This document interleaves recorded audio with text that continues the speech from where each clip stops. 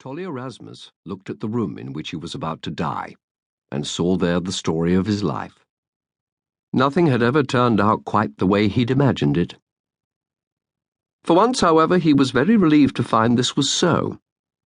In nightmare after nightmare he had seen himself in a harshly lit execution chamber that had whitewashed walls and high fanlights, a scrubbed wooden floor and a crude beam, a long lever, and a thick, blood-stained rope.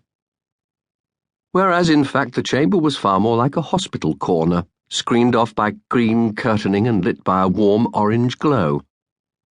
There was a clinical sparkle to the brass pulley, and the rope was so clean it must have been specially sterilized, assuring him of a swift, certain, scientifically humane end to his days.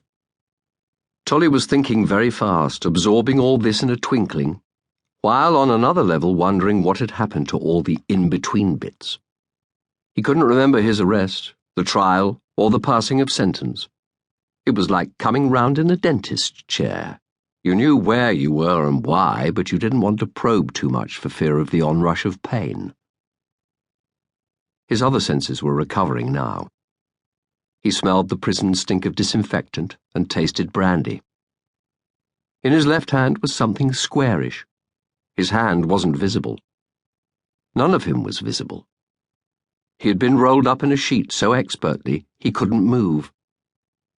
A sheet wrapped round and round and round and pinned neatly down the side with safety pins. He was sitting in a chair, bound to it by a wide, soft bandage that went round and round and round.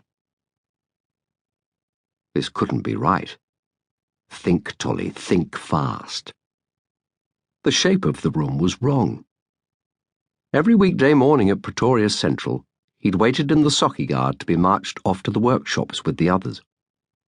Facing him as he stood there had been 2.5 stories of solid wall with only a fanlight near the top.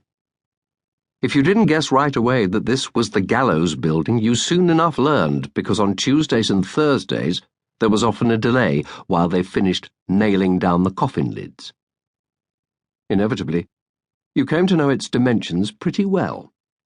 And this room just didn't go with them at all. Think faster.